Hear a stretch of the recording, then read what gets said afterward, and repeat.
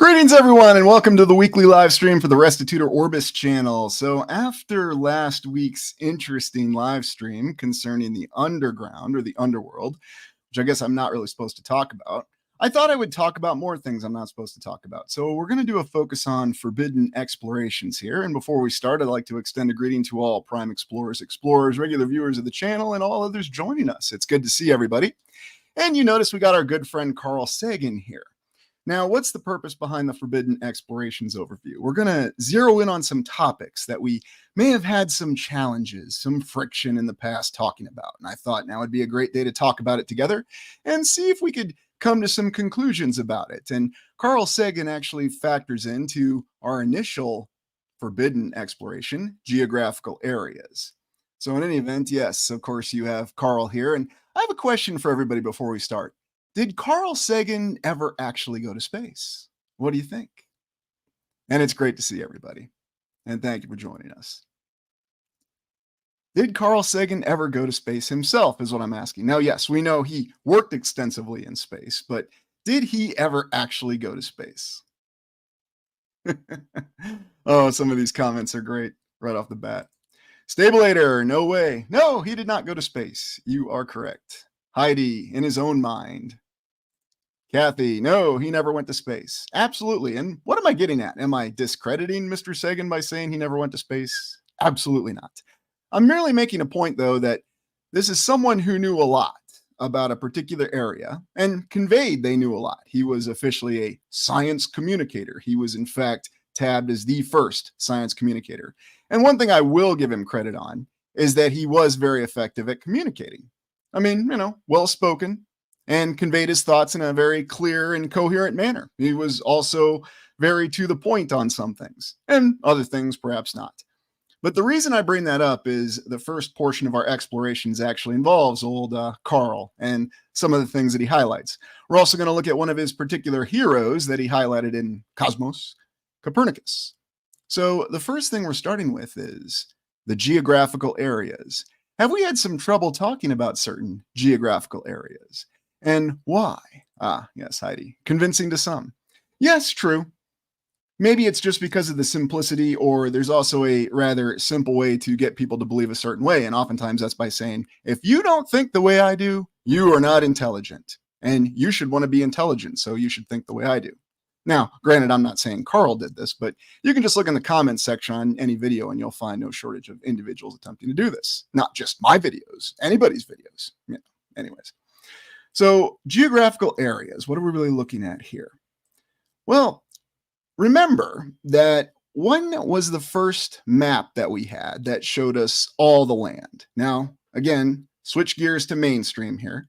What was the first map that showed all the lands? Who drew it, and when was it published, roughly? Again, going off in the mainstream history here. Lost and found history written. Pure manipulation. No doubt about it. Atticus Swain, Pangaea. Yes, there was a map of a continent named Pangaea, but according to our official history, who was the cartographer that made the first map?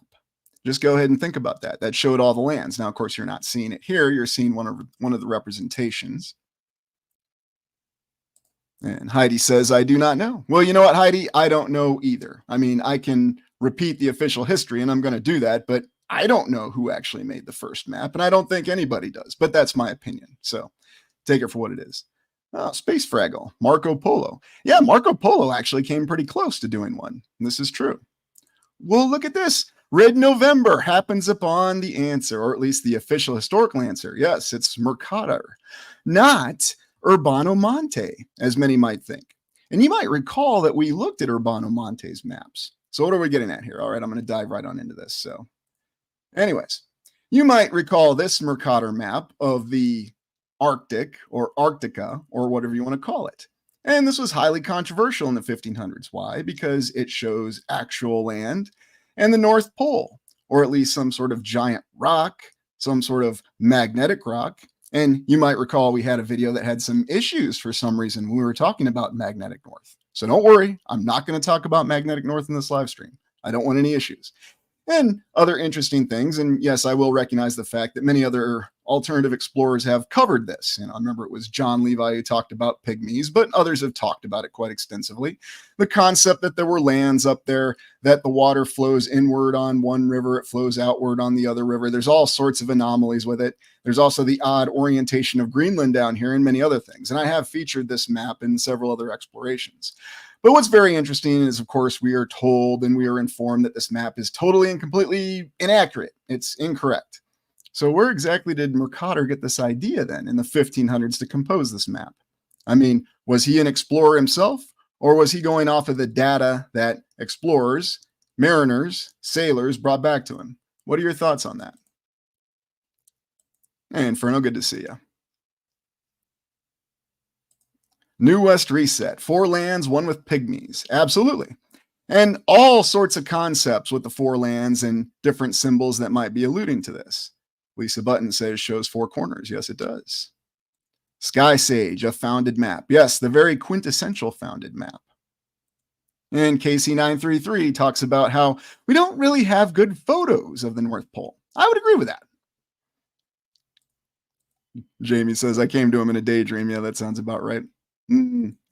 So typically the cross is associated with this area. And this, of course, is the most well-known Mercator map. And you'll certainly know this from the explorations that other alternative explorers do.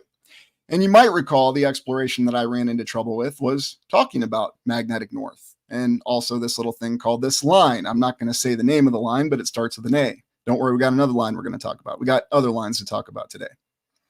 So going back to old Carl's example, Carl talked about the pale blue dot, and we highlighted the fact that Carl didn't actually have to go out to space to see the pale blue dot himself. Somebody else went out there, again, mainstream account, and they took pictures, whether it was Voyager, Voyager 2, or whatever. And then Carl looked at it, and then he transposed it into his wonderful vernacular of telling us about how dramatic it is that all the great history of humanity is all confined to a pale blue dot. And there's a lot of emptiness and nothingness around us. Of course, when you start to think about that at an existential level, it could probably drive you a little crazy, especially when you consider the fact that the nearest star is 4 light years away.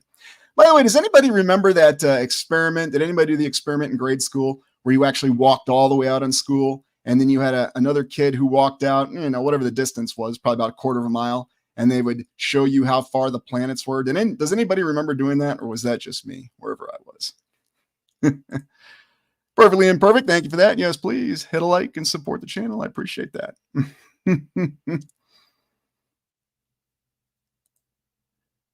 Yeah, he did have an interesting dress sense, but in his defense, it was the 70s. So, hey, Robert, I do. Yes. Okay, I'm glad to see I wasn't the only one.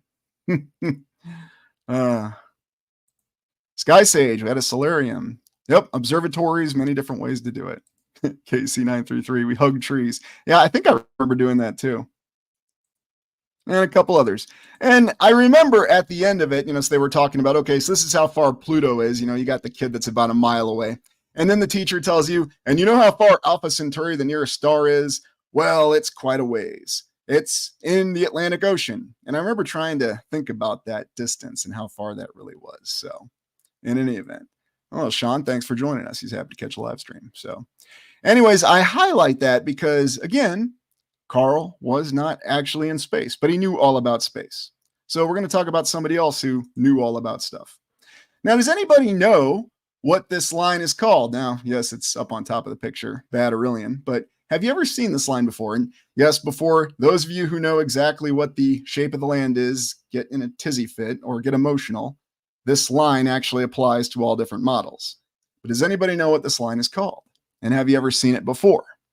And this does have a lot to do with navigation. Hey, Ironworks looks like a Fibonacci. Yeah, absolutely. You know what else it looks like? It looks like the golden spiral. If anybody ever saw that Pi film from the late 90s, early 2000s. Oh yeah, that was quite an interesting independent film. Yes, it was back from my days of working in the video store. That's how I know about it. So yeah, it does look a lot like a Fibonacci. It's not a Fibonacci, but it does look like it. Jamie Griffin, yep, pi ratio, golden spiral. Looks like that too. Technically it is not, but you are both correct. It does look a lot like both of them. So, hey, Doc, good to see you. Thanks for joining us from Oregon. And Hollis there, yes, it was Aronofsky's first film. Remember when he was supposed to do the Batman film? Anyway, you're going to ask, okay, so what does this have to do with, what is this line called? This is technically called a loxodrome. No, it's not a laxative. It's a loxodrome. And now you're asking, okay, well, what the heck is a loxodrome? It's also known as a rum line. No, not the rum that you drink or the pirates drink. And yes, somebody referred to pirates earlier. But this all came from, and again, official historical account here, a mathematician from Portugal known as Pedro Nunes or Pedro Nunez. There's many different ways to pronounce the name, but when I looked it up on Portuguese, it said Pedro Nunes. So if anybody's from Portugal and wants to correct me, feel free to. But in any event, what Mr. Nunes did is his work, he was a mathematician related to navigation. And he was the first to understand why a sailing ship, because that's all they had then, so we're told, maintaining a steady course would not travel along a great circle, the shortest path between 2 points on Earth. Because remember, according to the official mainstream account, Earth is a sphere. It's a ball. But instead, it follows a spiral course. And the spiral course is called a loxodrome or a rum line.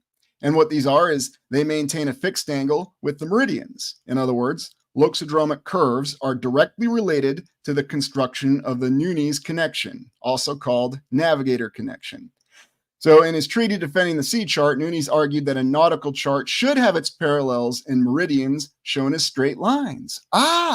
This is why we have straight lines on our flat maps. And yet he was unsure how to solve the problems that this caused. But fortunately, Mercator, our other wonderful genius, who was a Flemish geographer and cosmographer and cartographer, along with many other things, I'm sure he had wonderful different hobbies, he did the 1569 world map based on that projection. By the way, we still use that projection to this day. Now, I know I'm getting a little scientific here, and I'm not trying to bore anybody, but this is important to understand because we often hand wave this away. We don't ask this question because why do these loxodrome, these rum lines, work on different models? And here you'll see it working on this model. Wait a minute. They work on all three models for navigation? And the answer is yes, they do. And what are your thoughts about that? Well, on these models, yeah, and all these maps are flat. You're right, Cynthia. Sorry, I just love going there. I know. My screen's flat, just like yours is. What can I say? Nice, Cecilia. Good to see you. Oh, and KC933. Yeah, it looks just like the UN flag. Well, because a flag is flat. You can't put a globe on a flag. Come on, come on. Ooh, look at this. Lost and found. Parabola. Very true. Very true. Lisa, the spiral. Yes, the spiral that you see everywhere. Jamie Griffin, because they are all planars. So when you really think about this, when you really look at it, what's it actually telling you? What's it really showing you? And now we go to these maps. Well, before we go to the maps, look at these passages. Core route, secondary route, choke points. So this is for sailing ships. But I thought I'd show you the Mercator map from 1569. And you might notice how we have all these lines on here. Very interesting. Now, a lot of people like to talk about ley lines. I certainly have an interest in ley lines, but one of the reasons I really haven't deep dived into them so much is because I'm not confident that what we're shown on these maps is entirely accurate. I'm not saying it's not, but there's too many anomalies to ignore. There's this baseline anomaly that we have right here with proper navigation. Because again, why is a great circle not the shortest distance between 2 points? Well, because we say so. It's these loxodrome. It's these magical spiral lines. These magical spiral lines that look like this, that work on all different models. You don't say. What are the odds of that? So it's very curious. And what are your thoughts on the accuracy of Mercator's 1569 map? And remember, what did we really explore in 1569? Now, granted, Cortez had gone about and done his horrific deeds or glorious deeds, depending on one's point of view. Official history even says it was horrific deeds, although Cortez was that good. Why didn't he go back to Europe and conquer all of Europe? If he was that charismatic and if he could just bend people to his will, why didn't he conquer all of Europe? But yeah, Europe wasn't going to fall for those tricks. But anyways, what are your thoughts on the accuracy of this entire map of the land based on what we understand it? Ooh, that's interesting. Flippy eye, pre-mud flood map. Yeah, I don't wonder about that. Oh, Jamie, you're going back in the day there. Yes, I have seen Skyland. Jamie asks, so I've seen the French anime called Skyland. It was a long time ago. I need to refresh that. Jay says, incredible detail for undiscovered lands. I completely agree with that. Hold on, let me zoom in on that a little bit more. Let's take a look at some different areas here. I'm getting ahead of myself. I get a little excited when I talk about these things. But so you notice that South America may not appear that accurate. What's really intriguing, though, is that on Mercator's map, South America actually touches Antarctica, or Terra Australis, or Terra Incognita, or whatever the heck they were calling it then. It's not important. And remember that they always said the Strait of Magellan, Drake's Passage. Why was it so critical not to go around Cape Horn? Why was it so critical to get a canal rolling, whether it's east or west or north or south, however you want to think about it. And we won't talk about that video either because that had problems. But anyway, getting a canal going in the isthmus, I better not say the D name, in Panama. Anyways. But very, very interesting. And also when you look up here, the lands that Mercator had drawn out on his Arctic map, displayed on this map. And then again, Greenland not quite running the way that we think it does. But you can see that the lines of latitude and longitude are drawn very straight on this map. Interesting. And some wonderful detail, especially when we look over here at Southeast Asia. I mean, it does look like he's actually got Australia templated here. Of course, well, he didn't know. Well, maybe he didn't. Or maybe he did. It's hard to say. And of course, we can go and look on the map and we can find our familiar names here. We're not considering that right now. We're really just thinking about this issue that we have with navigation and this problem with lines that we have. So again, what's the difference between true north, magnetic north, and grid north? Well, I don't know. Better not talk about it because I'm not supposed to talk about it. Remember? Oh, here's a good one. Yes, in Urbano Monte's map, it touches, and Magellan Strait is where Drake's Passage is supposed to be. Very true, Ironwork, very true. Don't worry, we'll get to Urbano Monte's map in a second. So, Jamie says our modern map is BS. Yeah, it does have some interesting, how shall we say, questionable elements to it, and I'll just leave it at that. So, and New West Reset says Great Lakes. Almost always missing on older maps. Ah, yes, New West Reset. Thanks for bringing that up because that was the other reason there were some issues with that line video because I was trying to talk about the Great Lakes. I know I stacked it too much. Okay, it's my fault. What can I say? Sometimes you got to try to push things and see where you get. Perfectly imperfect. Pilots say, well, I wonder why pilots would say that. Why would they say it's flat? I don't know. It looks flat. Now, the official explanation is going to be because, well, the land is flat, but it's wrapped around a globe. So, yeah, very interesting. Sooner West, where are the contour lines? Well, they didn't have those depicted yet either. Yeah, where are your contour lines? Where's the whale? Don't get stuck in the whale, okay? You got to defend the whale. You know what I'm talking about, don't you, Senior West? Oh, goodness gracious. Anyways, so here's the Urbano Monte map, and for some reason, this map actually became a little bit more well-known than Mercator's map, even though it came out a little later. And I'll admit, when I did the charts of the old world exploration back in spring of 2023, goodness, was it that long ago? I remember looking at this, and remember they called this a planisphere. That's how they described it, because it's a bunch of sheets that they connected together to show this depiction of the land, which fortuitously kind of looks like the flag of the UN. Now, I'm not implying anything by that. I'm just recognizing it. Just kind of looks similar. But you might notice that on Urbano Monte's map, what do we have up here? Oh, look at that. Land in Arctic. Is it Arctica, the lost continent? And also, look at how he's displaying Greenland here. Running a completely different way. Not so north-south, but more east-west, or more southwest to northeast. Thoughts on that? And comparing and contrasting it with Mercator's projection. And yes, it was Mercator who got credit for the projection, but if you look at Urbano Monte's map, you'll see that it has the same thing. Although, oddly enough, wait a minute here. Is this a planisphere? We have curved lines on this. Odd. But then on Mercator's map, we don't. What's the difference between the two maps? What do you think? Why is that? Look at the G in the middle of Monte's map. So very true. Andy Noble says Greenland seems to be an issue on maps, and good to see you. Yes, it's a recurring theme, isn't it? Pablo's dog says center of creation. And you might notice it's a different projection. It's giving you the idea that there's a land that actually surrounds the perimeter. That's the Urbanamante map. But the answer is, well, because it's sheets that are put together. But the lines, so the different lines of latitude and longitude, which ones are curved? The lines of latitude are curved. But then when you look at Mercator's map, there's no curvature of the lines here. No way.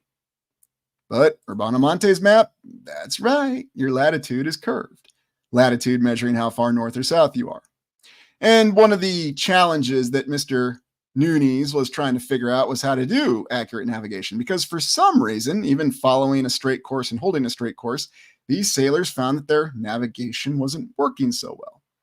And interestingly enough, our friend Nunes, and I'm not going to show a picture of him because they only have this really poor sketch of him. And if this guy really did exist, I don't want to be accused of representing him in a poor light. I think it's a terrible drawing.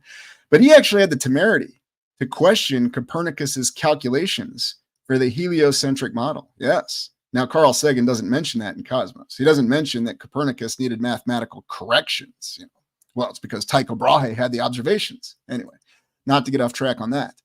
But I find that very interesting that the very first map that showed the entire land had the lines of latitude, lines of longitude, perfectly straight, parallel to one another. But on Urbanamonte's map, oh no, the latitude is curved. And what's at the very center of it? Oh yes, land that's not really there, right? Land that, well, for whatever reason, we just don't have a good picture of. I don't know. Hey, Setneg, good to see you, and thank you. I appreciate that. Ronnie Brown says, I want to see an airship map. I would love to see an airship map too. Vaughn, are all maps to establish a narrative after the reset, considering most of the documents, information, and scripts would have been lost or destroyed? Very likely. And who knows what really would have happened? It's really hard to say. And I think that's why it's always interesting to us to look at maps and compare and contrast the different ideas between maps. Now, of course, we'll be informed that even though this map came out later, according to mainstream history, it's less accurate. The Mercator map is more accurate. He just thought there was land that was there that was not. And you might remember when we did our exploration and Captain Cook proved there was no land down there, where Antarctica is today, but he missed finding Antarctica. Although if you look at Mercator's map, how in the heck could you miss it? You got to go through that straight. So I don't know. Very strange things going on down there. Does it reflect the possibility that the land could have changed? Does it reflect the possibility that these cartographers just didn't know what they were doing? Does it reflect the possibility that they had bad observations? Well, it's hard to say because there are clues that they really knew what they were doing and they really refined a lot of this. And you might remember what would happen to a cartographer if they made horrible mistakes and you had an expedition that came back and said, well, we were going just fine, but then we ran into this land that wasn't there. Or you might remember when we talked about Magellan's unfortunate attempt to go around the land, the world, whatever you want to call it, and he ended up being conked over the head and killed in the Philippines. But don't worry, his navigator figured it out and got him back to Spain. But, odd things going on there. Because remember, there was the great hero who figured out what the actual circumference, greater circle, of the entire Earth was. But for some reason, Magellan was not aware of that and miscalculated grotesquely. So I don't know. A lot of conflicting accounts, a lot of conflicting information. Cynthia Burns, if I win the lottery, I'm getting that airship. Oh, yes.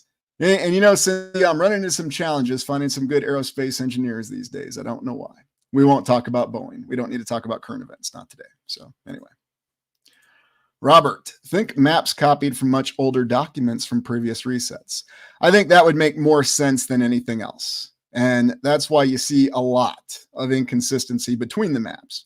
You also have to remember that they're potentially trying to reconcile the differences that they see. So in any event, oh, I missed something else. Hey, Setneg, that was 5. Thank you much. I appreciate that. And welcome to the new channel members. Please enjoy the channel content. So anyway, Legendary says, when you look at the gap between South America and Antarctica, now it looks like there was some kind of catastrophe that spread out a bunch of debris on the ocean floor. That's true. That's assuming, though, that what we're seeing is real. I don't know. I've never been at that altitude to really look down myself. Could it be possible that it's being depicted accurately on Google or Google Earth? Sure. It could be very accurate, or it could be very inaccurate. It's just something to fill in the details. I don't know. It's hard to say. A lot of misleading things and things that people probably don't know. So, in any event, I just thought I would show the world airline route map from 2009. Very interesting, where you have some what looks to be curved routes, but others that are very straight. Of course, if you actually look at a flight plan from an airline, it's very intriguing. And it's also interesting to me where planes actually fly and where they don't fly. Now, I'm not going to insult any of your intelligence because this is a map from 2009, but you can very clearly see where they don't go. And of course, there's a reason not to go certain places. They're not very well inhabited. They're out in the middle of nowhere. And if you have an emergency, I can't imagine why you'd have an emergency. You've got nowhere to ditch. You're in a very difficult position. So, really, what to make of all of it? Conflicting accounts, different things. And then even looking at these primary air routes.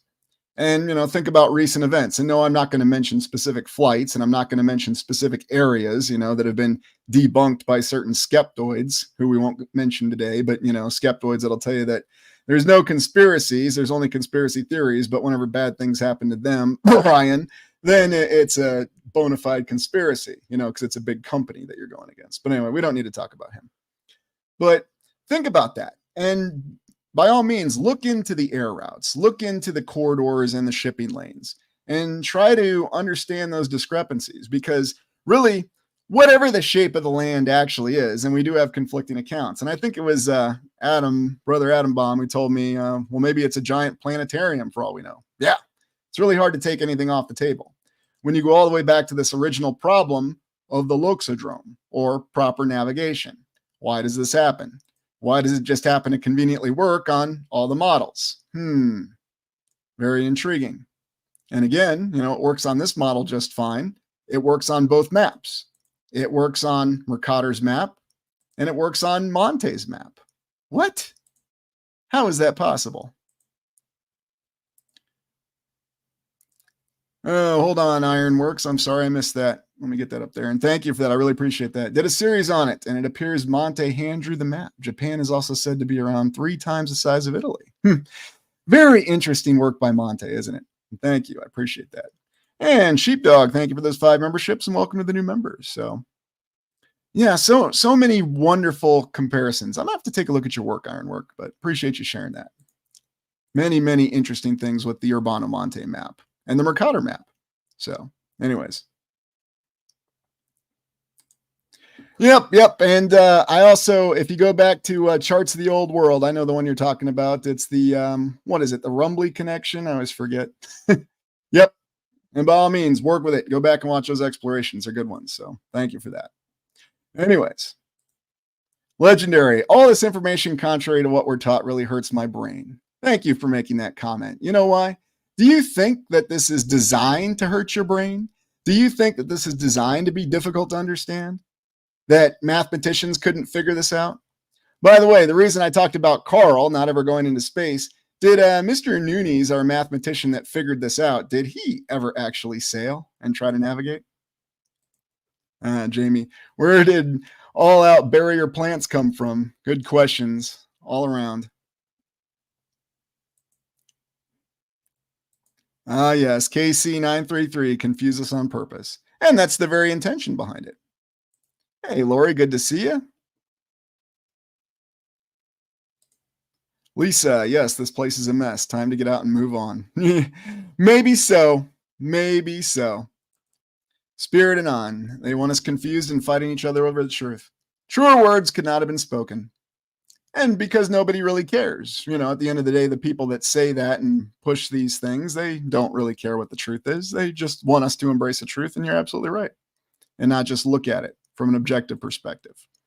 So anyway, that's geographical areas. And I know a little bit scientific to start us off with, but I thought it's important because why did I have difficulty just talking about what the difference was between magnetic north, grid north, and true north? And I did have difficulty talking about it. Now, are you saying, wait a minute, really? And you're saying you had intellectual difficulty talking about it? No, I had to do it in my past life quite a few times, and Sooner West can tell you all about it. And, what happens if you don't convert your grid north to magnetic north and vice versa. Bad things, especially if you're trying to find your way across a desert or a jungle or something worse. Anyways, it's just one of those little inconsistencies. The other one is that you can navigate on a flat map. So not exactly sure why it is. Ooh, PJCC West. Charles Hapgood wrote a book discussing similar things, which I have called Maps of the Ancient Sea Kings. Wonderful, wonderful book. And by the way, our good friends, the debunker skeptoids, went after Charles too, but why wouldn't they? So yeah, but it is a very well-written book, and it does simply lay out a lot of these things. And Jamie Griffin says it. Yep, you'll go around in circles, and that's the point behind it. So anyway, hey, Brett here. An astrolabe only works if the map is accurate. So I'm guessing that the old maps were closer than we're told. I would agree. And why is it that Mr. William of Baskerville, aka Sean Connery in Name of the Rose, had an astrolabe, and why was he using it? Interesting question there. So, all right. Well, that's it for geographical areas. We're now going to transition to mysterious events. But before I get that up, please go ahead and hit that like button, and we'll go to mysterious events. Give me 1 second, and hopefully we don't have any issues with transitioning images, because this is going to go to a little bit more of an interesting theoretical exploration. Get away from science that hurts our brain a little bit. Not that I'm saying that science hurts our brain, but sometimes it can do just that. So anyway. All right. Everybody see this? These interesting creatures here.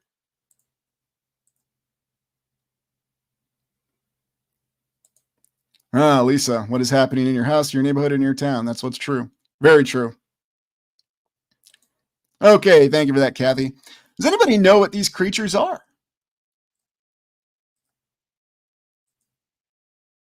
KC933, Dogman, yeah. Jamie Griffin, the horned ones, yes. Chassis Nix, Horus, had a dog child. Indeed. Yeah, it does kind of look like old Omnibus, doesn't it? I remember the first time I encountered Omnibus, it was in House on Hackman Hill. Anybody read that one? Robert, my favorite dog man. Yes. Ronnie Brown, blood type O. Quite possible. O negative, excuse me. Don't want to miss that part. Adam Baum, werewolf. You got it. Hey, thank you for that, New West Reset. I appreciate that. You just shoot me an email whenever you want to do that joint exploration, okay? All right. Anyways, we're going back to the concept of cryptids here, or mysterious events. And why is this a tough topic to talk about? Well, I'm going to explain. Because there seems to be a little bit more truth in this.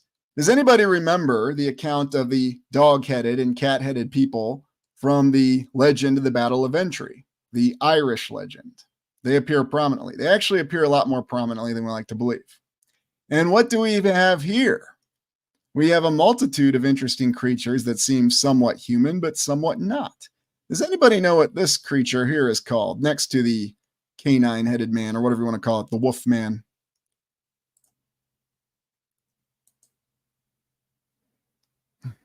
Never heard of these legends? Yeah.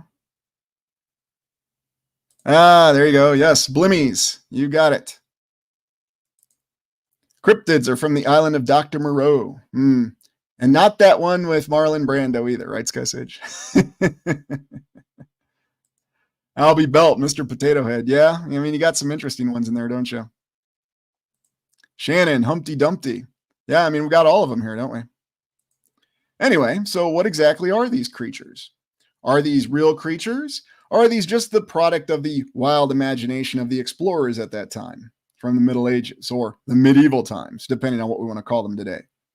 And yet, at the same time, are some of these creatures feasible in some way? Oh, looks like you got Leela here, early version of Leela, or Cyclops from my favorite film, Kroll. Anyway, individual with a very large foot. And then, of course, others that we've talked about. Very intriguing. What is the likelihood, though, of a blimmy actually existing? No, this is not a real photo. This is just a composite image, but that's okay. What is the likelihood that something like this could have existed?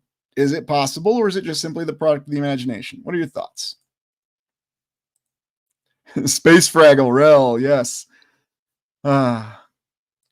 Kathy, wonderful question. How can we tell if they were real? It's a good question. Hey, thanks, Daily Donkey, Salty Tabs. I appreciate that.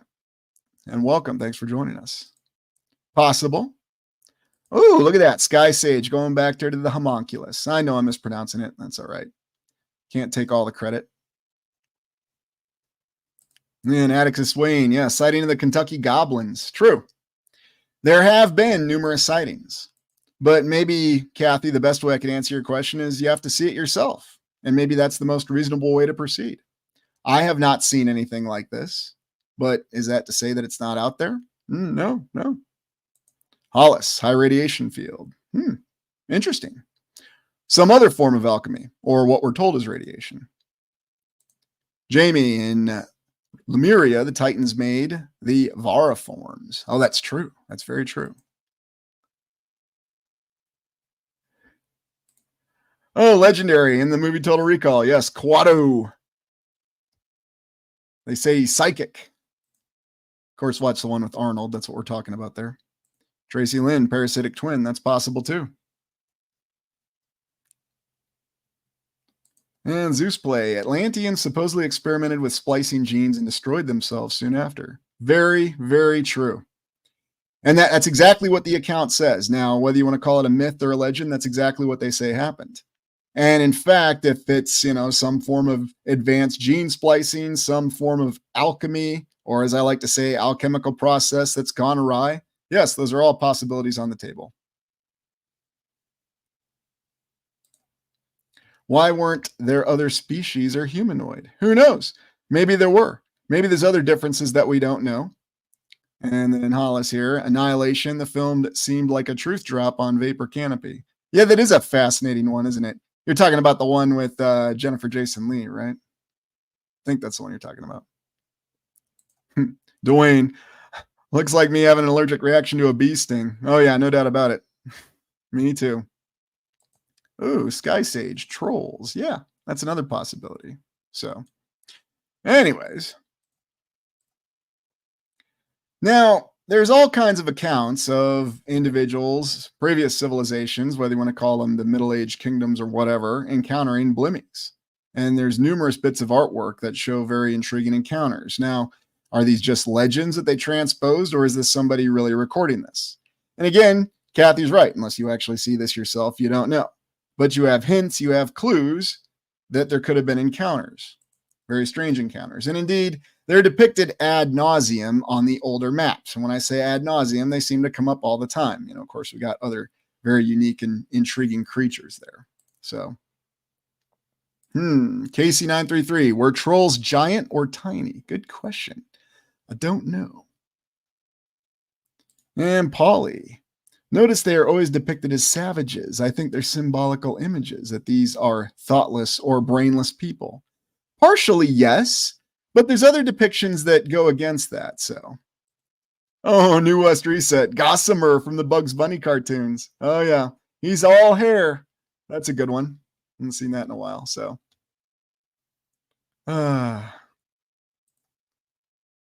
Anyway, let's go on to the next one.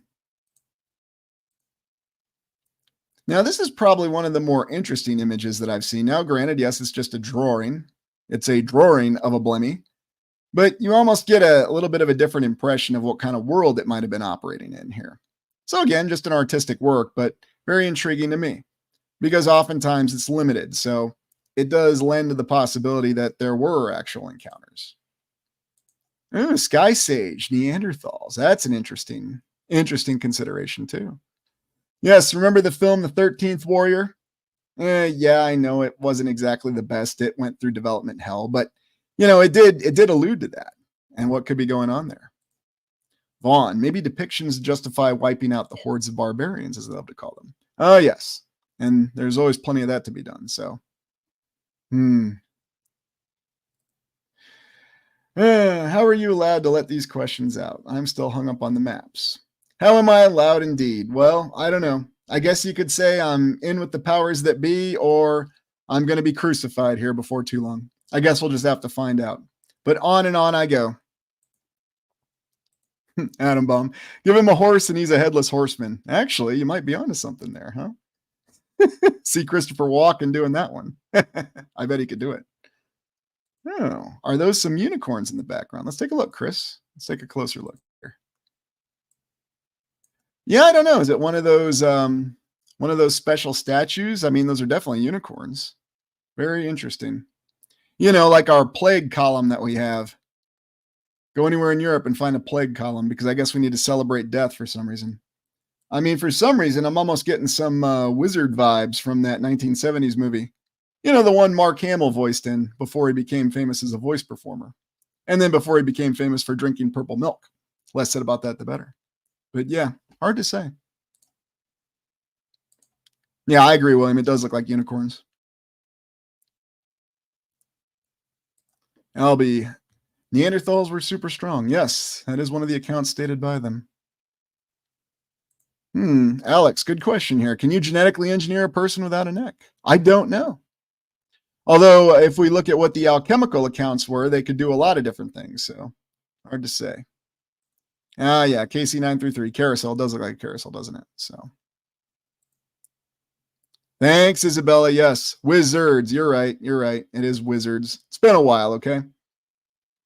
I'm not perfect. And no, we didn't have a copy of it at the video store. All right. And then, of course, cryptozoology. Bigfoot, Chupacabra, Mothman, Jersey Devil, Unicorn, a jackalope. Oh, yeah. I remember making that joke in the jungle many times. Ooh, the Thunderbird, the Kraken. Not to be confused with the Kraken from Clash of the Titans. I'm only talking about the 1980s Clash of the Titans. Dogman, Nessie, Loch Ness Monster. Showed up in Doctor Who. Terror of the Zygons. Great line in that Doctor Who serial as well. You can't rule down here. You have to go out on the balcony and occasionally wave a tentacle. Tom Baker. Kangamato. Very interesting creatures. So I think we're going to have to go back and do some more explorations in cryptids. What are your thoughts? Reality Checkmate. I did talk about Spring-Heeled Jack in the past. It was on one of the 1700s live streams. Yeah, not featured here, but this isn't all-encompassing. This is just a few examples. Oh, William, yeah, Godzilla, why not? They forgot Snipes. Oh, yeah. Mermaids. Dwayne, petting zoo. Yeah, what a petting zoo this would be, huh? Jamie, ever had a run-in? Not directly, no. I only had my one experience with the weird light. I have not seen any cryptids with my own eyes. Seen some other extraordinary things, but not any cryptids with my own eyes. Zeus, I read somewhere that Bigfoot or Yetis are not quite from our dimension, but they can phase in and out of ours at will. Ah, yes. The sign of overlapping realities. Another video that had problems, but it's still up, fortunately. No griffins either, which are literally everywhere in architecture. Oh, yes, they indeed are. Anyways, let's see what else we have here. And then, of course, I talk about Florence, so we're supposed to believe that these people who just had wild imaginations and came up with all these creatures, because their imaginations ran wild. Keep in mind, these were the same people that built the cathedral at Florence. You remember that beauty. Looks like this. Yeah, remember they built this before the Renaissance too. So I don't know.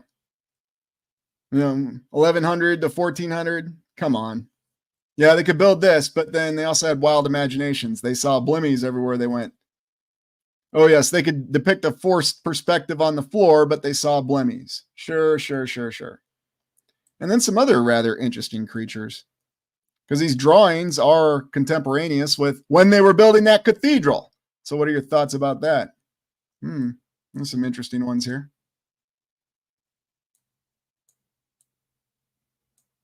And so what was really possible in the past? There's the big question. Ah, yes, usual suspect there. Perfectly imperfect. Merv Griffin. Oh, you just had to say that with this last week, huh? I'm not going to touch that one. Okay. I'm not going to touch it. KC933, our ancestors. Yeah, I don't know. I don't know. Dwayne, where do gargoyles fit in? That's a good one. I'm going to have to do an exploration on that. I haven't touched gargoyles yet. Thanks for bringing that up. Demons and spirits. Could well be. Could well be. But I just find that one of the enduring mysteries that these people from the Middle Ages, the medieval times, had these wild imaginations. They would come up with all these crazy creatures, but then they could go through the mathematical calculations to lay out Florence Cathedral. Yeah, okay, sure. Why not? They didn't need a Renaissance. They didn't need an industrial revolution. And to this day, like I said, this is probably one of the structures out there that I find most extraordinary. And yes, that's a word I reserve for truly unique and unexpected situations, kind of like the Iowa State Capitol. But how does this make any sense that somebody could lay out and build this 11 to 1400? Oh, well, they were very well educated. They had that college in Bologna, university in Bologna. Yes, it's not Bologna, it's Bologna. Portal windows and the whole 10 yards. Forced perspective floors. And if you ever go there, I strongly suggest you just walk on this and see what kind of experience you have. It's very intriguing. So, and I know I've covered it a few times, but yeah, Florence Cathedral is insane. That's probably the best way to describe it. I mean, it just doesn't make any sense. So, oh, there you go. Yeah, Laura, you're right. It is extremely extraordinary.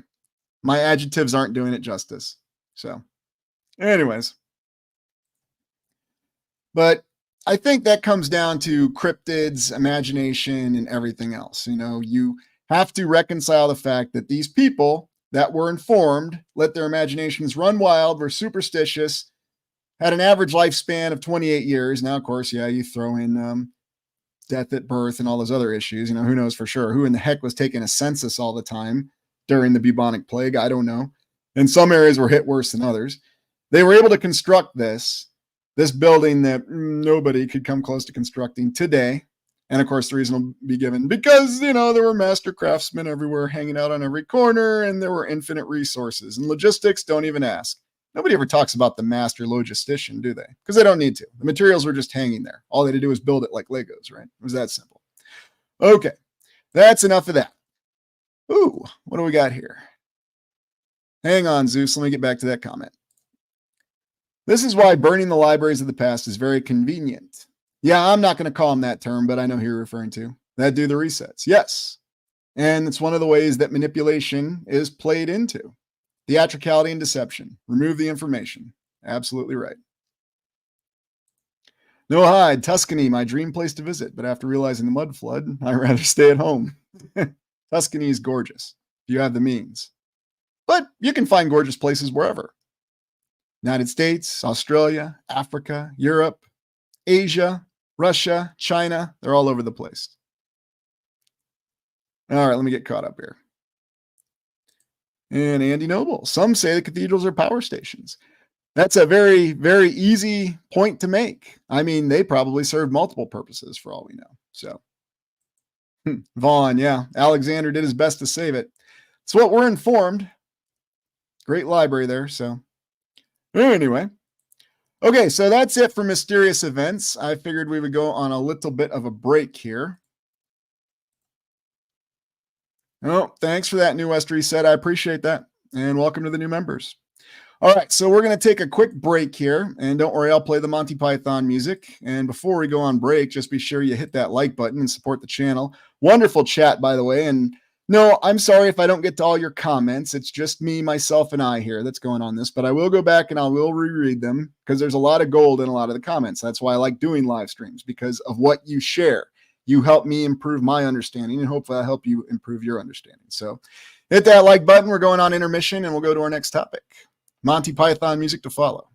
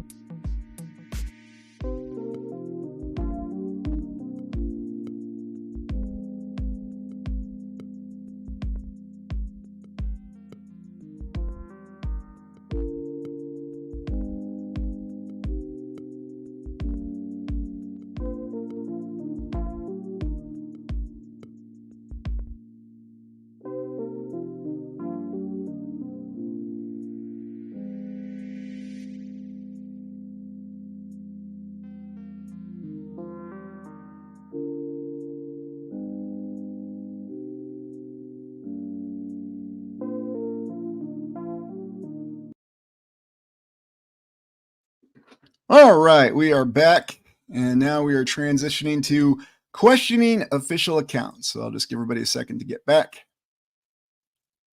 Ah, some of these comments are wonderful. I love them. Lisa, just leave the hive minds alone. Oh, that's great. Okay, so we're going to move on to questioning official accounts. And a lot of what the channel does is question official accounts. Yes, Polly says it. What we do best. Right. Because a lot of people are KC933. Oh, that's not allowed. Yeah, no doubt about it.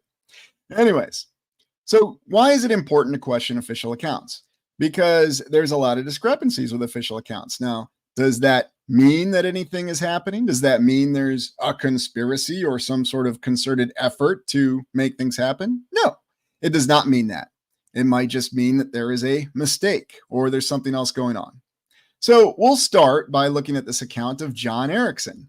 Now, you might recall I had quite an affinity for a bit there for doing some explorations on the Civil War. John Erickson was the inventor behind numerous naval implements of technology. Most famously, he is known for the USS Monitor, the first United States Navy ironclad, which he's holding in his hand on this very beautiful statue. Now, something about John Erickson, he's a Swedish American inventor, although when he died, he was buried in Sweden, according to the official account in 1889. Anyways, so what's so significant about John Erickson? Well, if you recall the Battle of Hampton Roads, and yes, Turner made a movie about it called Ironclads. It even has Virginia Madsen in it from the early 1990s. Quite an interesting movie, but you should see the guy playing Lincoln. He's got a great tape-on beard, and the guy playing Erickson really hams it up. Anyways, so he invented this ironclad.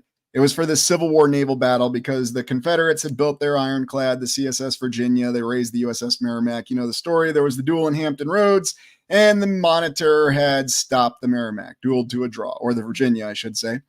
Of course, then the Monitor sank in stormy waters. So I don't know. Maybe Erickson wasn't a great inventor after all. In fact, there's this funny scene in the movie Ironclads where it's about to sink on its way down to the battle. She's floundering in stormy waters off Cape Hatteras. Ah, rah, rah. It's really funny. Anyways, so John Erickson, why are we questioning the account about him?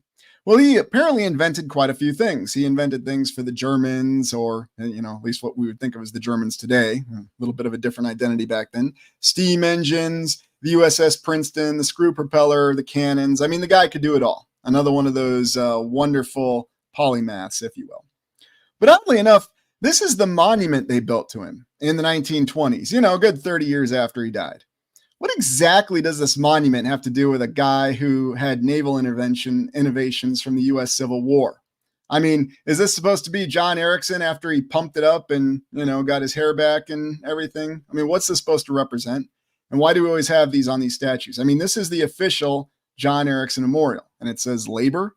Well, I guess he labored. Sure, he designed all these things, although other people built them, such as that cannon that blew up on the Princeton, again, according to the official historical account.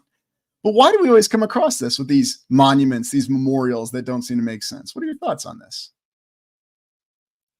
Sky Sage, we Germans have can-do, will-do attitudes. Oh, yeah, that's true. That's true. Albie, looks like an Italian fascist era monument. United States, 1920s. Same thing, right? Sorry, I had to go there. Oh, Aether Topologist. Relabeling of old statue. Makes a lot more sense, doesn't it? No doubt about it. Adam, history. One lie always precedes numerous other lies. So true. And you see it in this all the time. Anyway, so let's move on. I don't want to get caught up in this. This is just an introductory point because we see this a lot with these statues. And to be fair, they do have John Erickson sitting down below this very interesting statue that looks like it might belong, somebody said Italy, but interesting how the words seem to be different. Yeah, John Erickson, and there he is sitting there. Doesn't look too happy. Why do I have people above me in my monument? I don't know. It's very odd. Doesn't really make a lot of sense, does it? But you see it all the time. And then the other funny thing was, you might recall when we were looking at Civil War technology, one of the other Hail Mary plans for the Union Navy was they were going to build a submarine. And apparently they did, the USS Alligator. And that was supposed to be their way to counter the CSS Virginia. Although, according to the official history, the Confederates found other ways to counter ironclads. They called them rams. But anyway, no real imagery or pictures of this submarine exist, and it was lost with all hands, just like the Monitor. When are we going to get the statue for David Petraeus built, I wonder? I mean, the guy was the great hero from the global war on terror. I mean, at least that's what the official historical account says, right? I mean, maybe 30 years later, we'll build a big, huge statue to him, and he'll have Greek figures that are standing above him. How do you think that would go over? Just funny to think about. And now let's go on to the real crux of this with questioning official accounts. Yes. They'll just relabel a Zeus statue, says Chassis. Sorry. Oh, goodness gracious. That's a good one there too, Polly. Well, it's just the name, We'll always sound like a Star Wars villain. Anyways. So let me collect myself here. That was a good comment. Anyway, questioning official accounts. So we have no shortage of these images that show cities that experienced great fires. And, when you look closer at them, there's all sorts of interesting things. People that are just kind of standing by amongst all the rubble. We'll have defenders of the mainstream account who were never there. No, granted, I was never there either. Who will tell us that the reason these buildings rubbled like this is because there was wood in them and just the wood caught fire. Well, I'm not exactly sure why we have these diagonal destructions here, but maybe it's because there were wood planks holding it together and the wood right there caught fire, but then the wood down here didn't. I don't know. I don't know how they explain it, but you look at it, there's a lot of rubble. It's a big mess. Interesting how they've got the sailing ships right here too. Very intriguing. So hard to explain. One of those things. I mean, so you have to question it. Is it something with the photo? Is it a bad photo? Did something else happen? Don't know. What I really appreciate about this one, though, is look what we have in the background here. Magnificent spires, cathedrals, towers. I think you know where this is. You might recognize this landmark here. But that's okay. We'll get to it in a bit. Oh, look at this over here. Isn't this lovely? These nice big towers. But then from the fire, all the rubble and destruction. Interesting, isn't it? Atom bomb, no rubble in the streets? Nah, because they started up the bulldozers and they came through there. Actually, they had something better than bulldozers. They had trolleys that were pulled by horses. We'll see those in a little bit. Yes. Cod H. Cod says those towers are insanely high. Yes, they are. KC933, bell towers. Very likely. Very likely. Massive city. For the 1870s, no doubt. Probably know where this is now. Oh, here we go. So here, to answer Adam's question, this is why they didn't have any rubble on the streets, because, they had all the trolleys that were pulled by all these horses. Again, I always ask that question, why would you build a trolley on tracks, rails, to be pulled by horses? Why not just build big open wagons? Well, we needed to have comfort and be out of the sun. Okay, then, you put a canopy over the wagon. Hey, that was something else that Erickson didn't figure out on the USS Monitor. They had to figure that out later, according to the official historical account. So many odd things in this image, though. Look at this over here. It's like we got this collection of individuals. I mean, hey, look, that's rubble. Yeah, it's rubble. What are you having for dinner tonight? I don't know. Very strange. But then look at this structure right here. I mean, are we really to believe that... Oh, and look at this massive structure back here with the smokestack. Are we really to believe that this is just the result of wood, and wood was holding this whole thing together? I mean, why do you have rubble, and what the heck is going on here? So many questions to ask. Now, of course, you got the blurred individuals, and you could say, okay, it's because of limits of technology, exposure. Yes, of course. Although it's funny how that one comes into play and when it doesn't, right? Uh-oh. Looks like the Tonka Castle. Yeah, I agree with Casey on that one. Ollie, that's a good one. It looks like the future scene in the Terminator films. Absolutely. Noah, wow, they forgot to paint the roofs blue. Vaughn, ring the fascies. Yeah, true. And Michael destroyed the infrastructure supporting the tech. Very likely. Very likely. That is indeed what happened. Philippi, dynamite. Yes, very true. Create fire breaks. That was how they dealt with it. And Wendy, yes, you always have those whiteout skies. So who knows what we're really missing in the background here. I mean, we just see this very tall structure back here. Has to be. What the heck's really going on? Hard to tell. I can't ever get over, though, the horses pulling the trolleys, because that makes so much sense, doesn't it? Another image of it.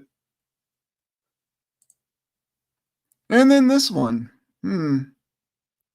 Yet, oddly enough, we still have all those tracks going through town. And it's a good point Adam makes that there's no rubble in the roads. And I was being facetious earlier, but I don't know. I mean, did they go through with a bulldozer of some sort and clear it out?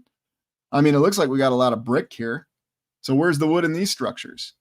Now, yes, I'm well aware that there are some older houses that are still standing that have wood in them. But you expect me to believe that's what caused this? Okay. I mean, if that's what you want to think, have at it. I'm not going to give you a hard time for it. I don't have to insult people.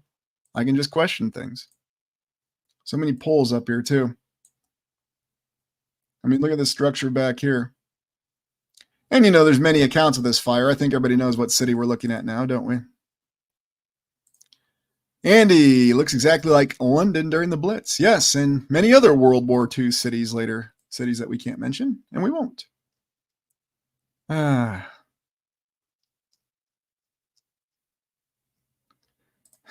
Loveland, cannons. Yeah. Sherman's army took a wrong turn and went to Chicago, right? Oh, I gave it away. I'm beginning to believe these vanilla skies are sulfur. That's interesting, Sky Sage. I wonder. Jeff 6. Windows blown out. Yeah, that's another good one. And you see that a lot. In fact, you look at those early construction photos of the Iowa State Capitol, you notice the windows look blown out. Cecilia. Like I said, horse were not as smart back then. I wonder. What do I mean? You know which cities we're talking about. There are certain cities I can and cannot mention. Oh, there you go. Atom bomb with one of them. Polly Dibs. I think the skies were filled with the aftermath of whatever happened. Very likely. Ash, soot, possibly.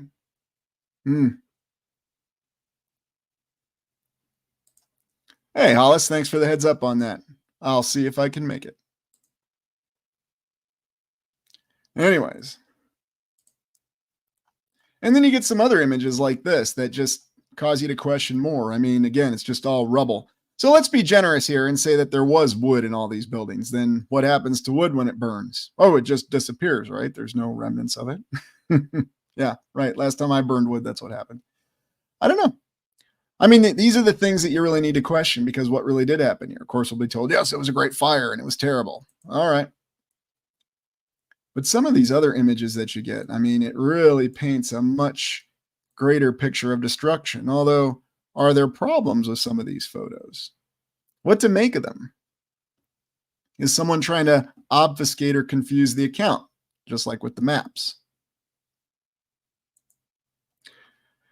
Cod H. Cod, what if really big explosions created some kind of deluge with the sky full of smoke that might have buried everything else? That's a possibility too. I mean, it could have been multiple things. Donk the Frog, plasma attack. Absolutely. Plasma attack, cymatic weapons, complete change of the nature of the land. Oh, yes. And I know this isn't one that's shown often, but that's okay. I'm pushing it. Hey, reality checkmate. Yeah, Fallout. It was a game, wasn't it? Sorry. New West Reset. We are led to believe that everyone cleared the roadways for access. Hey, buddy, I know your house just burned down, but can you help us clear the road? Yeah, makes about as much sense as blowing up buildings or tearing down buildings for fire breaks, right? Jamie, I showed my youngest how to make lava with an A4 Fresnel lens. Ah, there you go. Polydibs, Hellfire. Atom bomb, overload the aether. Yeah, that's another technique too. Hey, Donna Marie, good to see you. It's okay. We are talking about questioning official accounts and we're looking at destroyed cities. Was it fire? Was it something else? Sky Sage with Greek fire. Yes. Thermite, plasma, napalm, or Greek fire? Are they all the same thing? I don't know. Ironwork. This is interesting. The use of a sun as a weapon, perhaps? Yeah, maybe. Or at least what we think of the sun. Who really knows what's up there? And Hector Nez, sound can be used to liquefy the dirt. Yeah, with the cymatic weapons. Very possible. So all great possibilities. KC933, because no one got hurt. Yeah, they go back and forth on that account depending on the city. Anyways, okay. I got to get moving on here. Getting stuck up here. And then you get really odd images like this. And I picked this one very intentionally because at first glance, this looks like it might be an authentic image. But when you do a little closer analysis, what do you see down here with these people? What's wrong with this picture? What do you think?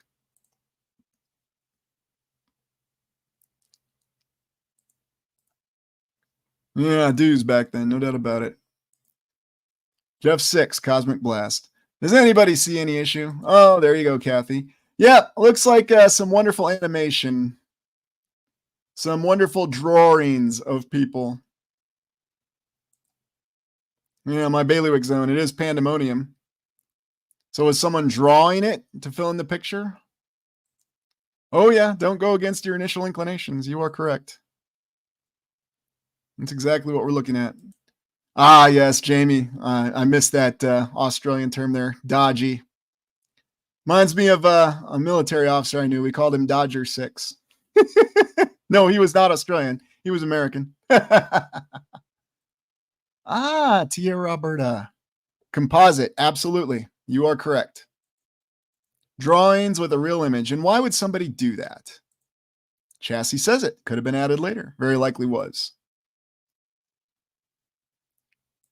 Yeah, reality checkmate. Rubbish. Yeah. Who knows exactly what that was supposed to be depicting, Atom Bomb? It could be that. Their version of Photoshop at the day. Anyway, looking at Chicago.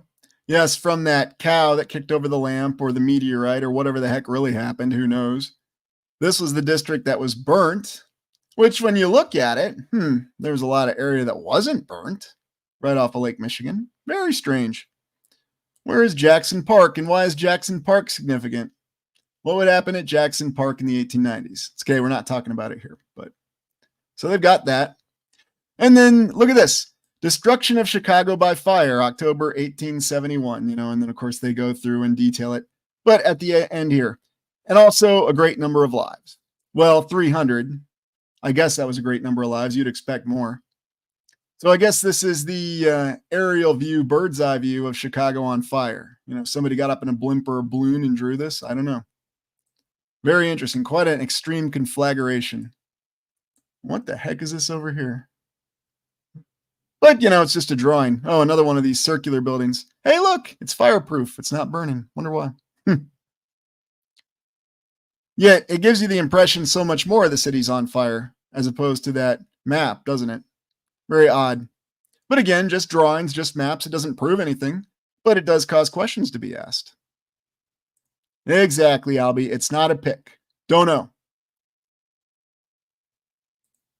Vaughn, no internet, only the Daily Rag to pass word about. How would they really know? Very true. And even if you had the internet, how would you really know? Anyways. Oh, Marine. Dragons. Yeah, that's as good an explanation as any. Somebody was having a bad day and decided, they weren't going to be heroic anymore. What could I possibly be referring to? I don't know. Here's another image of it. Now, look at how terrifying this is. I mean, it's just supposed to be a fire, but this almost looks like a massive conflagration here. Looks like a little bit more than a fire. I don't know. But again, just artistic depiction, so who knows? But then another one. It's not just Chicago that went up. There was a great fire in London in 1666. Lasted for days, they say. Oh, but I guess you could still see the sun or this lamp up here, whatever the heck this is supposed to be. Interesting. But again, it's artwork. Doesn't prove anything. And funny, though, that when you go back to 1666, so over 200 years earlier when London went up, hey, look, I see London Bridge when it had its towers on it before they changed it. And then they moved it. Remember, they moved it, they say. Again, the conflagration looks exactly the same, this massive fire. So what is really going on with this? Did this really happen? Not sure. What do you think? I mean, yeah, there's 200 years between these events. The Banff local. Amazing how mainly stone buildings could burn down to ashes. And like I said, the mainstreamers love to say, or I shouldn't say that. The people who defend the mainstream accounts say there was a lot of wood in them, and that's how they justify that. Oh, Hector Nez. Someone dropped a cigarette. Yeah. Pigeon picked up a cigarette, right? Like in Indianapolis. Remember that story? Oh, that was a good one. Anyways, so all these pictures, though, that give you the impression that these fires were a lot worse than just buildings being on fire, that these flames are going up into the sky hundreds of feet. So does that really sound like a fire we know about, or is that just artistic license? I don't know. But oddly enough, looking at some recent pictures, and believe me, they're easy to come by, of pyrocumulus clouds. Now, I'm going to be very limited with what I say here because I have to be careful what I say. This is a pyrocumulus cloud. We'll talk about what a pyrocumulus cloud is. Yes, a pyrocumulus cloud might look like a different kind of cloud, but make no mistakes about it, you're looking at a pyrocumulus cloud. There's a lot of wildfires going on all over the land right now. Hey, take a drink. I just said land. First time I said it. Anyways, the pyrocumulus clouds, so whether we're talking about Western United States, California, which has wildfires quite a bit, although Canada seems to have experienced some wildfires recently, at least if you watch the news, although who knows what they're telling you, but maybe they're being true. I don't know. Pyrocumulus cloud. That's what it looks like.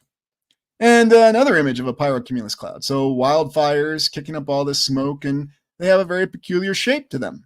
Now, again, I'm not going to tell you what that shape is. You can see it for yourself. But remember, this is a pyrocumulus cloud. Don't mistake it. It's pyrocumulus cloud. And, you might think, oh, maybe it's something from a volcano. But again, it's from many fires burning. And we'll take a look at a diagram here in a second. And here you go. And this is how a pyrocumulus cloud works. Smoke carried up into the stratosphere, superheated updrafts from everything being on fire, hot air condenses, and clouds form. And there is your pyrocumulus cloud. You've got the neck, and you've got this very large cloud. And yes, I'm sure you probably know where I'm going with this. Zeus play. A lot of those by Mount Shasta. Yes, you are correct. I knew Adam Baum was going to say something about it. Yes. What are the odds? Look, that's coincidence. It's coincidence. Oh, it gets weirder. Anyways, hey, Old World Delaware, good to see you. Nephology. Yeah, true enough.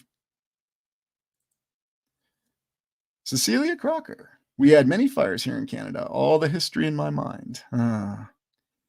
It's interesting, though, who's aware of what when, isn't it, Cecilia? Very, very interesting. Anyways, here's another image of it. So showing you the mighty pyrocumulus cloud. Remember, it's a pyrocumulus cloud. Don't call it anything else. But maybe this lady who appeared in the 1984 British film Threads, I don't remember what that miniseries was about. I know it was very violent. And I know that when she saw a particular kind of cloud, I don't know what kind of cloud it was, she lost control of her bodily functions. Yeah, Threads, 1984. Anyway, you can look it up. But, I'm not saying that it looks like those clouds, but, Anyway.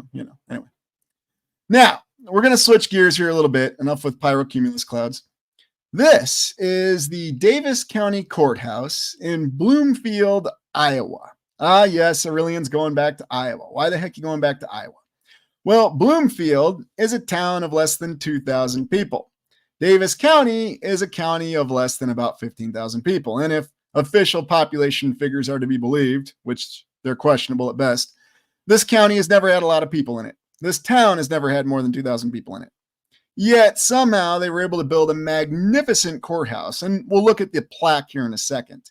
In this very small town in the southern portion of Iowa that's a stone's throw away from the Missouri border. What exactly is out there that would be worth so much wealth? By the way, does anybody want to venture a guess when this beauty was constructed? I'll give you a hint. It wasn't after the 1900s. Oh, yes. Hold on. I realize I'm zoomed out here. Let me get a little closer. There we go.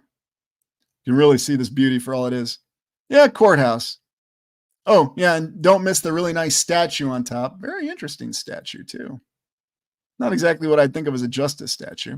And yes, this is another one of those courthouses that has all the little Statue of Liberties around it.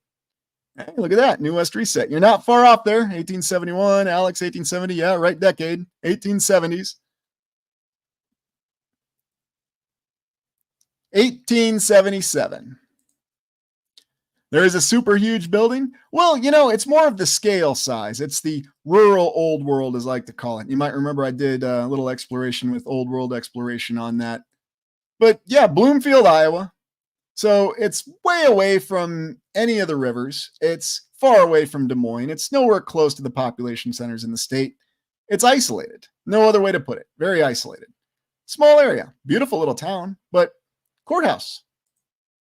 And here's another look at it. Davis County Courthouse. And look at all this detailing that they managed to put in all the walls.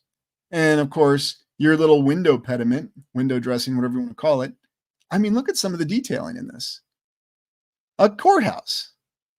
And yeah, I know I go back to courthouses, but I should say, when it comes to questioning official accounts, why do we question accounts? KC933, surprised it wasn't an asylum.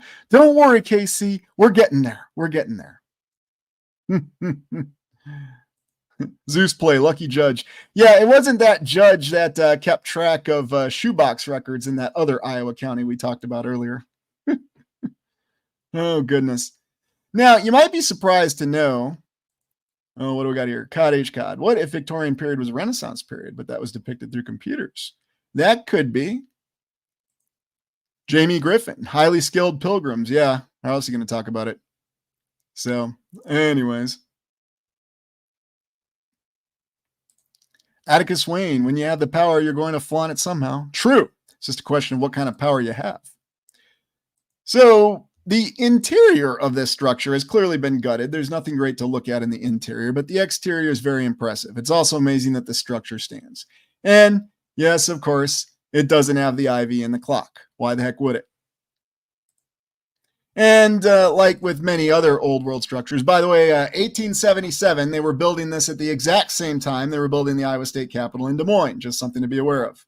Because remember, everybody was a master craftsman in the 1870s, apparently. They're always meddling with these things, and there's always scaffolding because, they're about to fall apart, yet somehow they're still standing.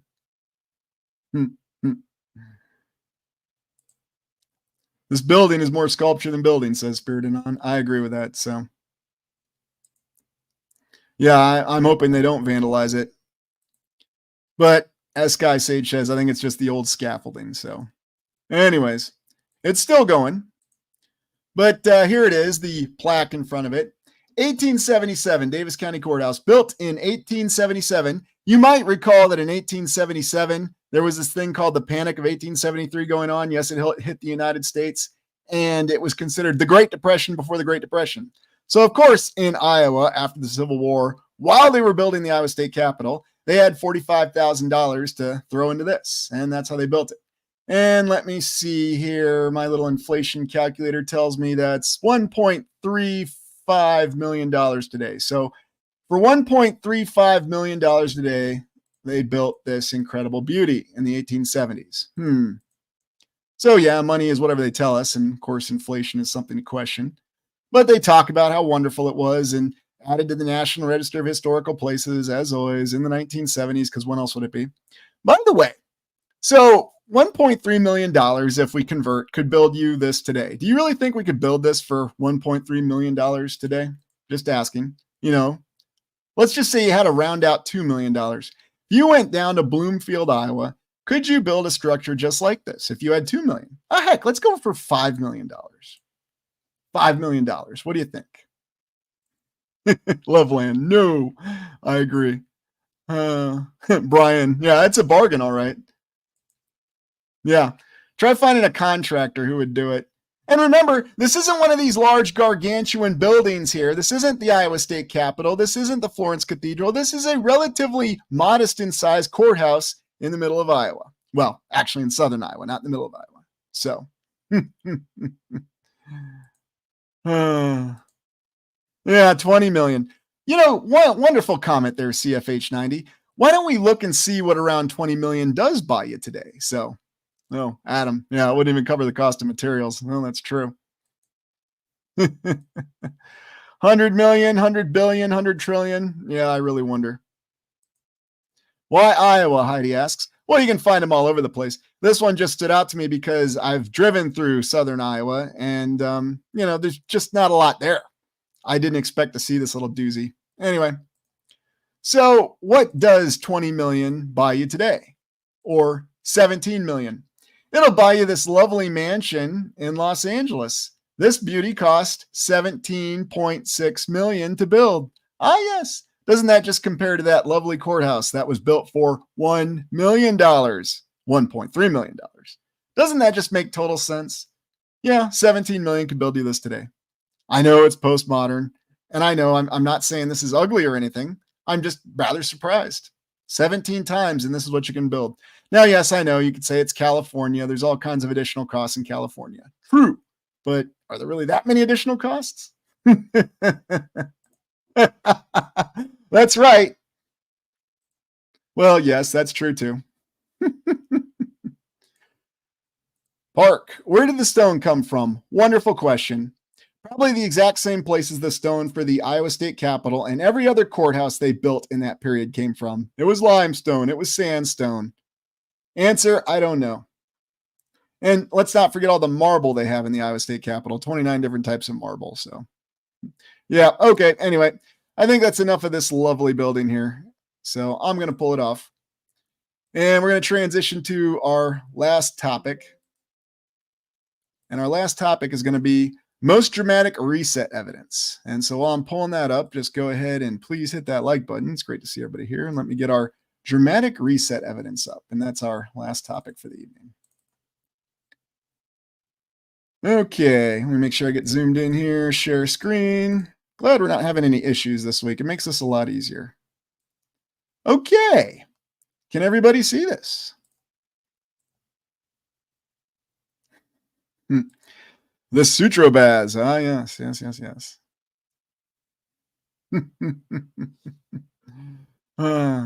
Thank you, Kathy. Appreciate that.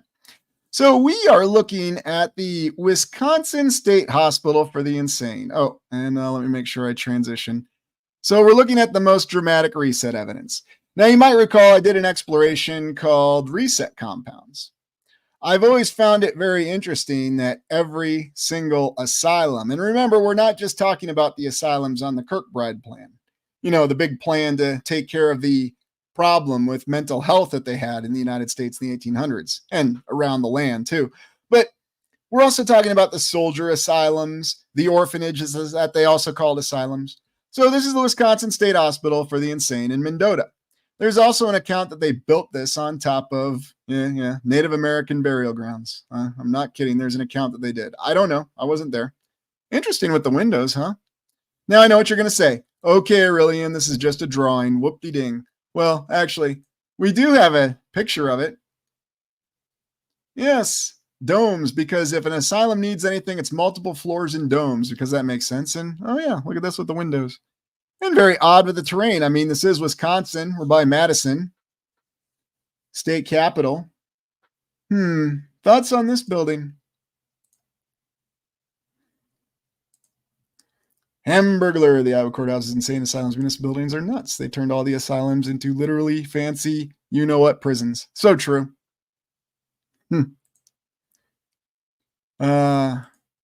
White House. This is a good one for here from Didi Anoda. It's big enough to surely cover some burial grounds. Oh yeah, no doubt about it. So, Adam, are asylums for asylum seekers or mentally ill? Good question. And if you're curious about the channel's theory on what the asylums were, go back and watch Reset Compounds. I'll pop the link if you're interested to go see it, but I have a theory why all these asylums are laid out exactly the same. They were repurposed. Originally, they were to survive the reset, and then afterwards, since they were all laid out and far away from the population centers, a great place to send people that you didn't want to deal with or weren't abiding by the rules of the reset, if you follow me. Anyway, not to get bogged down in it. So yeah, this beauty in Wisconsin, it's no longer with us, at least in this form, but the state hospital is still there. And you might remember this one, again, in the middle of Iowa, literally the middle of Iowa, Independence, Iowa. And if you go back and you watch The Miracles on the Frontier, actually got on the ground and explored this one in Independence, Iowa. So small town, but away from the small town, they build this gigantic compound, multiple floors. Again, all the things that you need for an insane asylum. Oh, yeah, and don't forget the windows. Where'd they get the material to build this? I don't know. But yeah, a lot more material going in this than what we just saw in that little courthouse, right? Oh, and they built this in the same time frame too, because, you know, they built everything in the 1870s, 1880s in Iowa. Why not? A Looking at the layout, though, of the asylums, they always talked about this and they tried to justify this. And it's why I think they had to justify this with the Kirkbride plan. There was no sort of national unity or movement when they drew up the Kirkbride plan. They didn't even really have a full national army yet. The first national army, according to mainstream history, was the Union Army fielded for the U.S. Civil War. Yes, you could make the argument that the army that they invaded Mexico with in the 1840s was kind of a national army, but it really wasn't. It was made up of militias. It wasn't a full U.S. Army of volunteers. The point I'm getting at, they didn't have an organization that did these things nationwide. So how in the heck could you end up with a template and a plan and consistent architecture from a guy who was a doctor across the country? It never passed the sense test. But yeah, they're all over the place.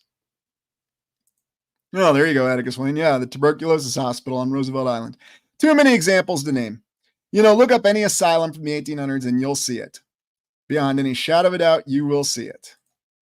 Oh, yeah, no doubt about it. So, going back to that basic paradigm that they use, conflict, assimilation, indoctrination. That's what they repurpose these buildings for. So, anyways.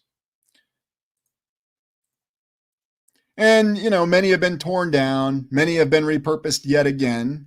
Some have even been repurposed into hotels. I'm not kidding. Whoops. Now, moving on from specific buildings that are asylums, we also have to consider college campuses, universities, because they are also compounds that we tend to forget. And we have some rather odd images, of the chemical engineering building here. Oh, yeah, this makes sense. Is it winter? I don't know. I mean, it seems like we almost have a paved sidewalk, or is that wood planking? I'm not sure, but this looks like a paved walkway running up to the door. Very, very odd. What's going on back here? Another cupola? Hey, get up in the cupola. It's not a real building unless you have a cupola on it. Interesting. And a slew of chimneys. Hey, look at that. KC933, my old high school and college. Uh-huh. Oh, yeah. Slevland, no people. Nope, none to be seen in this one.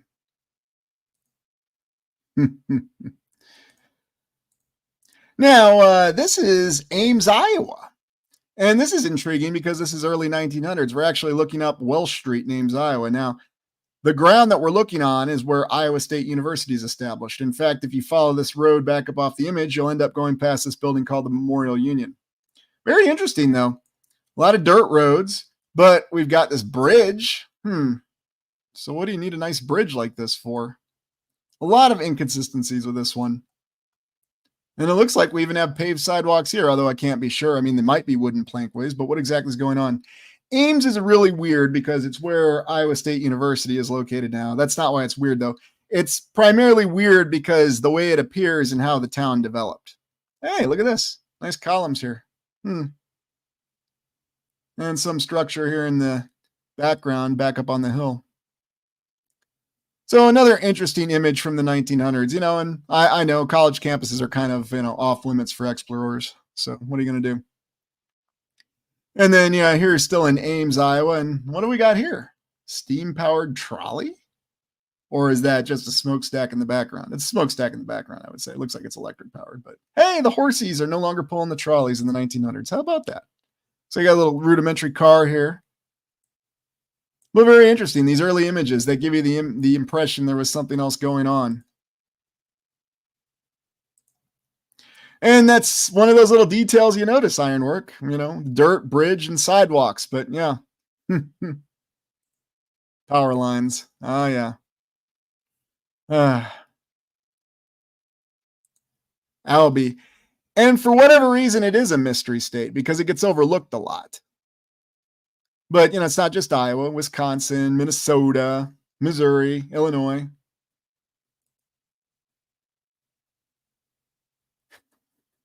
Polly, yeah. No, vanilla skies everywhere.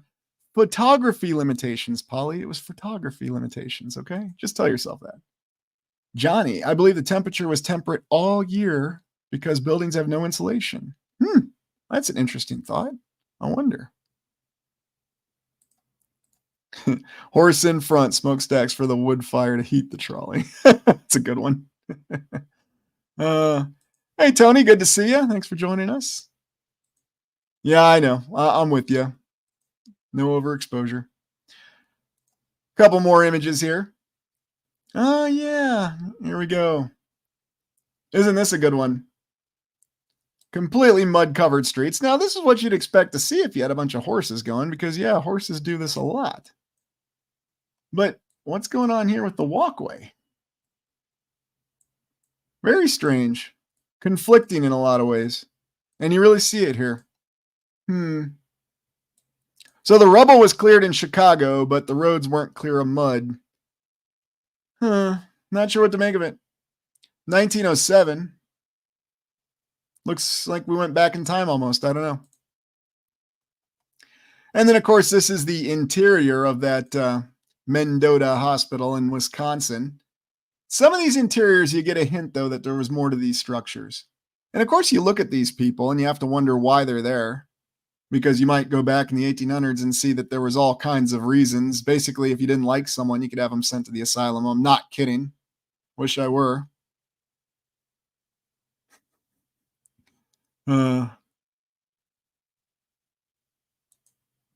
Yeah, photo does look like it's almost from the 50s. I'd agree. Ah, yes. Lost and Found History Written. I think so. Very much look like granite floors, don't they? Got a little reflection there. They're shiny. Get the buffer out on those. Granite floors, just what we need in a mental hospital.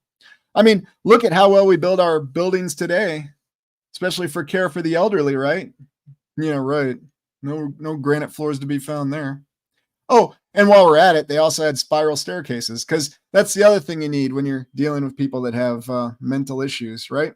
Nice little spiral staircase. Don't run. Zeus, I think all the railroads were dug up, not put down. Dug up, repaired, repurposed. Very likely. Heidi, that was true. Anyone they didn't like went there. Yeah. And we have other names for those places, but we can't say them, but we know what they are. So, hey, villain, good to see you. I take the elderly for granted. Oh, goodness. Yeah, square spiral. Thanks, QCZ. Yeah, we don't see that often, do we? We really don't.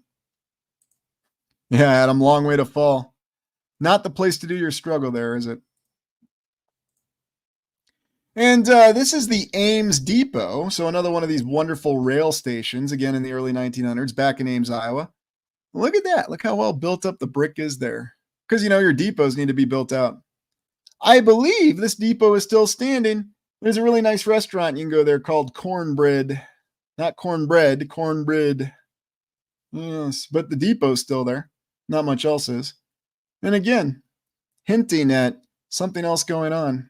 Nice trains, too, while we're at it. And then, of course, our other random asylum. Yeah, because this is exactly what you need an asylum to look like, right? Nice, big, huge towers.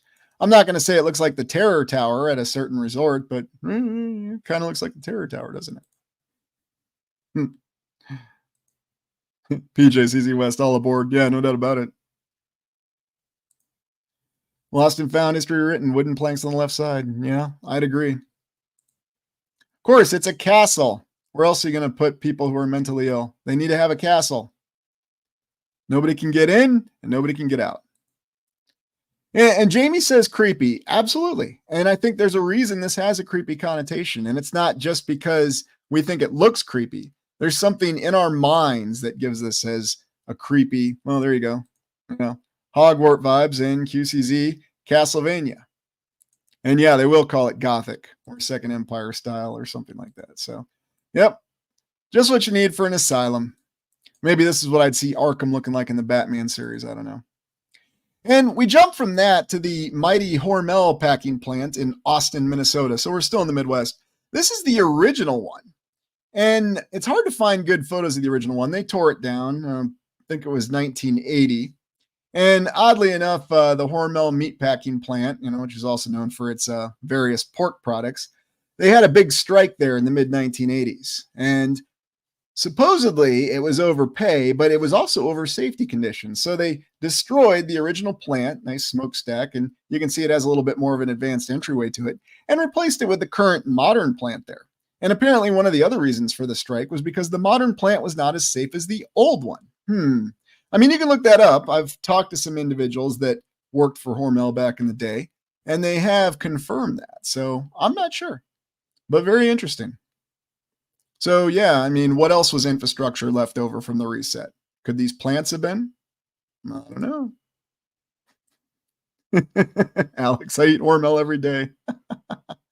Oh, goodness, goodness, goodness. Sky Sage, yep, spam.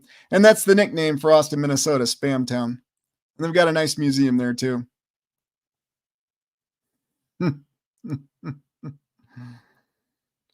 Oh, goodness. Anyways, so other construction here, giving you the idea that this is how they built these. And of course, we got people just standing around. Yeah, sure. Doesn't look like wood to me. Not sure what to ever make of these construction photos wherever we are. And here we're back in Wisconsin.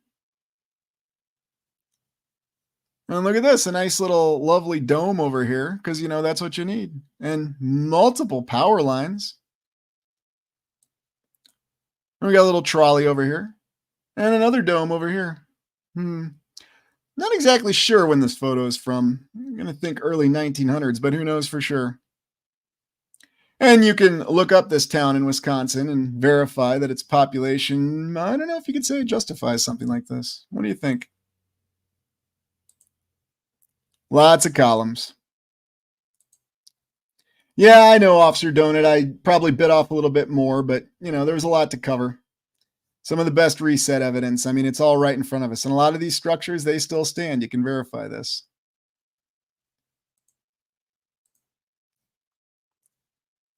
River State Hospital in New York. Again, another castle. And then, of course, the old main building.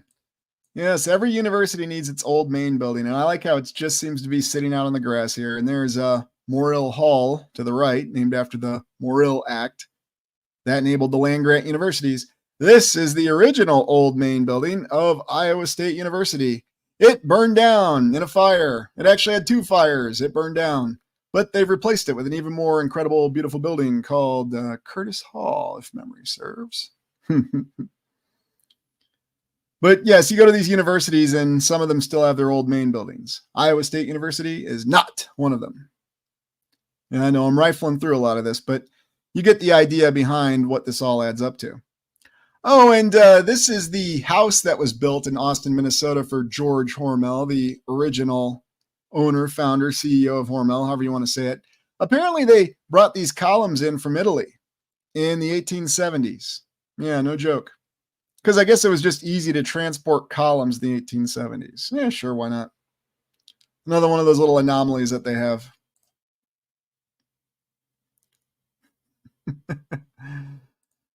Curious, why such similar situations of castles? It is a very good question. Castles everywhere. Zeus, have you done a dive into the Biltmore estate? Yes, I have. I did one back in December of 2023. It's still up and it's doing well. Just do a search for Biltmore estate on the videos. You will find it. And thank you very much for that. Yeah, Dwayne, who owned the column businesses in the 1800s? That's a great question. And you can still go see this building in Austin, Minnesota if you're there. So, you know, anybody could just throw up columns, I guess. And this is one of the great steam engines. And I was always amazed at the size of these and how fast they developed. This is something else you can see if you happen to be in Austin, Minnesota. They still have it in the fairgrounds. They have it in a building, but it's very interesting to see some of the technology on it and how it's endured all this time. Not exactly what you'd expect to see for such an old steam engine. Gargantuan size. I'm going to have to go back and take another look at trains again, too. I've only done a couple explorations on trains. They're always very interesting. Yeah, Lori says, so much beauty we lost. No doubt about it. Yeah, I mean, it looks very modern, even when this photo is taken, so very intriguing. Anyways. And then, of course, the Oregon State Hospital following that Kirkbride plan, because remember, even the West had their own asylums. And you better make sure you got a cupola and a tower because for some reason you need those. I'm not sure what. I mean, we know we've theorized on what they were really for, especially as reset compounds. And then another engineering hall. And this is an early one. Isn't this cool how this just sits out here in the grass like this? You have these incredible decorations on the windows. You have columns, but it looks a lot older. This is brand spanking new when this picture was taken. Back at Ames, Iowa. I like the little bikes right here. Very interesting.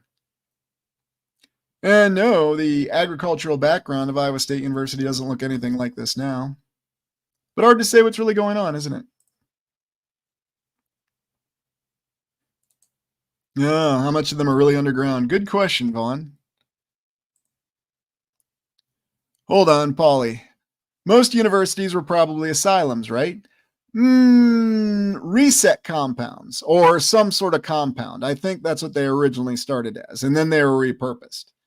So different types of asylums, learning institutions, and we know what a critical essential role learning institutions like universities play in the current society, don't we? So, and then you got your municipal buildings. You think about it, you've got all sorts of different ways to designate these structures. So, Zeus, I bet the locomotive was invented in some geeky kid's garage. Oh, goodness. Yeah, probably. Yeah, it does kind of look like high school, doesn't it? And Carl, yes, reset compound in Clarinda. I have not gotten down to Clarinda. I plan to. Yeah, they've got quite a quote unquote asylum. It's also got a very creepy cemetery back there. Very creepy cemetery. Thanks for reminding me of that, Carl. I need to get down there and take a look at that. Oh, goodness. And what else have we got? Oh, here we go. The Memorial Hospital in Wisconsin. Look at some of the brickwork on this. Because you just need to have that on your Memorial Hospital. Make sure they know it's a great door. And then, of course, these little devices up here near the roof.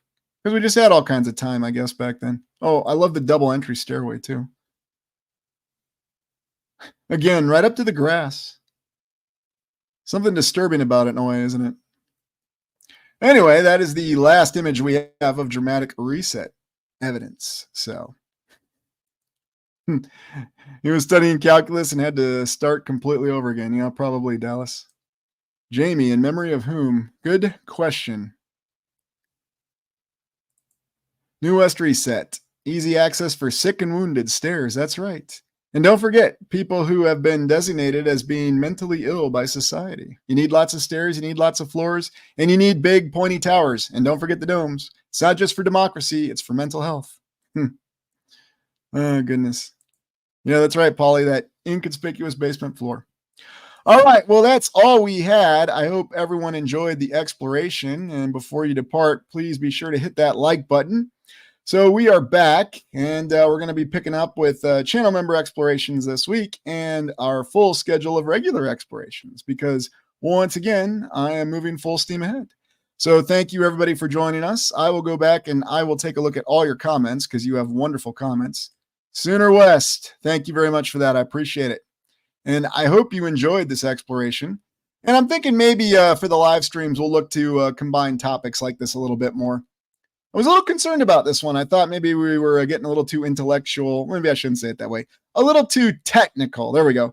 With the lines at the start of it, but I'm glad it worked out. So we'll look to follow up with more live streams like this. So anyway, thanks everybody for joining. Thanks for the support. And I wish you all well and you have a great week. This is Lucius Aurelian signing off. Thank you, everybody.